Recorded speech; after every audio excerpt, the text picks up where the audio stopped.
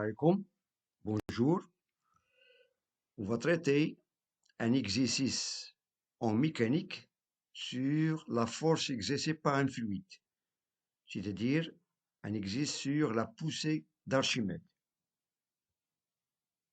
Donc l'énoncé de cet exercice, soit une boule en bois de masse 200 grammes, suspendue par un ressort de constante de raideur K de 50 newtons par mètre, à l'équilibre, le ressort s'allonge 2 cm.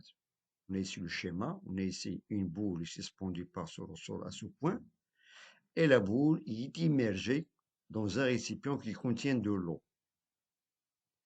On donne la masse volumique de l'eau est de 1 g par centimètre cube, et l'intensité pesanteur G est de 10 newtons par kilogramme. Premièrement, faire l'inventaire des forces appliquées sur la boule.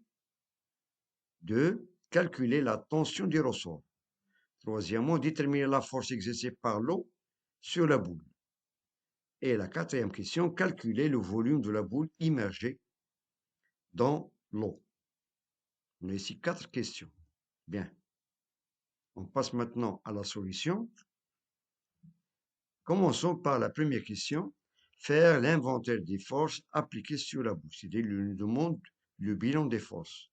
C'est-à-dire les forces qui s'exercent sur la boule.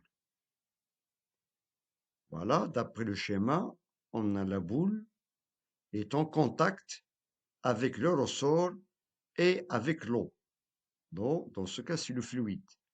Bien. Donc, lorsqu'il nous demande de faire l'inventaire, tout d'abord, on doit choisir le système étudié. Donc, le système étudié, c'est la boule.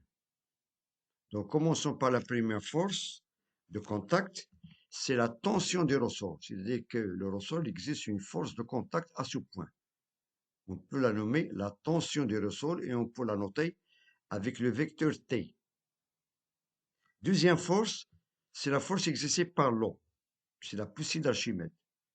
Donc, étant donné que l'eau est en contact avec la boule, donc il va exercer une force de contact, bien sûr, sur la boule. Et on peut la symboliser avec la lettre, avec le vecteur F. Donc, on a ici deux forces de contact. Il nous reste la troisième force, c'est le poids de la boule. C'est une force à distance exercée par la Terre. Cela veut dire que la boule est soumise sous l'action de trois forces, tension, force exercée par l'eau et le poids de la boule. Bien. On passe maintenant à la question 2. Calculer la tension du ressort. La tension du ressort, la force exercée par le ressort sur la boule. Donc, calcul de la tension du ressort. Et d'après le cours, on a vu que la tension du ressort est proportionnelle à la constante de raideur et à l'allongement du ressort. Donc, T est égal à K fois delta de L. K, d'après les données, c'est la constante de raideur et delta de L, c'est l'allongement. D'où on tire, d'après l'application numérique, on a T est égal à 50 K, c'est-à-dire c'est 50 newtons par mètre, voilà, fois l'allongement, d'après l'énoncé, c'est 2 cm. Donc, on va l'exprimer en mètres, c'est-à-dire est égal à 0,02. Et on trouve que T est égal à 1 newton. C'est-à-dire que la tension, la force exercée par le ressort est de intensité 1 newton. Bien. Question 3. Déterminer la force exercée par l'eau sur la boule. C'est-à-dire la force exercée par l'eau, qu'on peut la nommer, c'est la poussée d'Archimède. Bien. Donc, la force exercée par l'eau, on l'a symbolisée avec la lettre F. Donc, à l'équilibre, la boule est soumise à trois forces verticales. Bien sûr, on a ici la boule, il est en équilibre sur la force, sur l'action, pardon, de trois forces qu'on a vues d'après la première question. On a la tension du ressort, on a la force exercée par l'eau et le poids de la boule. Donc, on peut représenter ces trois forces. On a ici la tension du ressort est appliquée à ce point. C'est une force de contact qui est dirigée vers le haut. et on a symbolisé avec le vecteur T, et on a la force de l'eau, c'est-à-dire la force de la poussée d'Archimède, est appliquée au centre de ce point, le centre de la partie immergée de la boule. Voilà, ça c'est le point d'application, et non pas le centre de gravité. C'est le centre de gravité, c'est-à-dire de la partie immergée. Voilà. Et la troisième force, c'est le poids de la boule est appliqué au centre de gravité G de la boule tout entière. Et on peut constater ici que la boule est soumise sous l'action de ces trois forces qui sont verticales. Et à l'équilibre, bien sûr, on a la somme victorieuse de ces trois forces est égale à 0.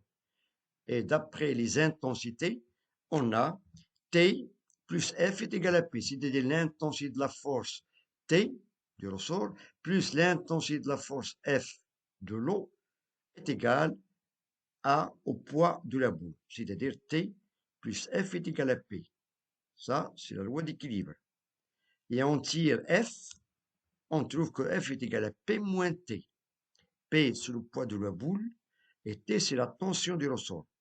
On remplace P par son expression, on a F est égal à M fois G, c'est-à-dire le poids de la boule, moins T. Et d'après les données, on a M, ces données, c'est 200 grammes, G, c'est l'intensité de pesanteur de 10 newtons par kilogramme, et la tension est égale à 1 newton. Mais on doit convertir la masse en kilogrammes.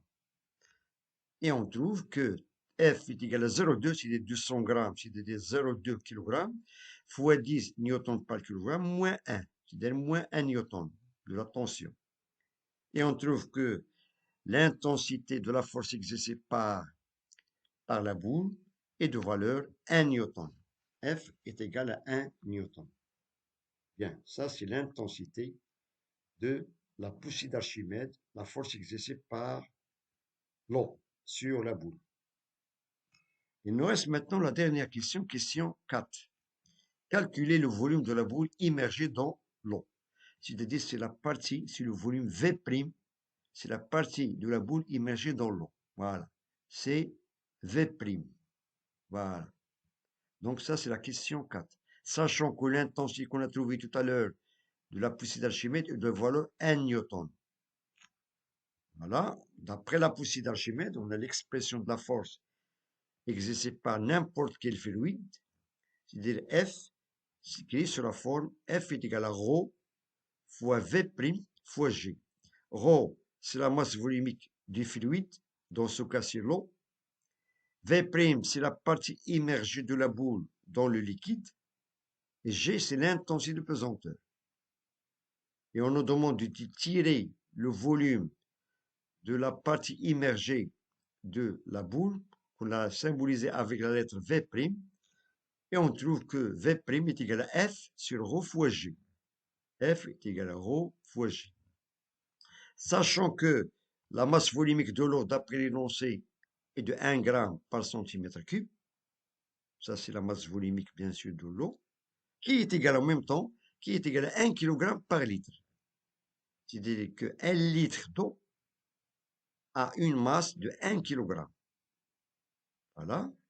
Et on remplace ces valeurs d'après l'application numérique. On a V' est égal à F sur ρ fois G, avec F, d'après l'énoncé, d'après la troisième question, c'est 1 newton. Rho, c'est 1 kg par litre. Voilà, 1 kg par litre. Et G, c'est 10 newtons par kilogramme, d'après l'énoncé. Et on trouve que V' est égal à 0,1 litre. 0,1 litre, qui est égal à 100 cm3. 100 cm3, ça, c'est la partie, c'est le volume de la partie immergée de la boule dans ce fluide qui est l'eau. Voilà, ça c'est la réponse de la question 4. Bien, donc je vous remercie de votre attention. Bon courage et à très bientôt.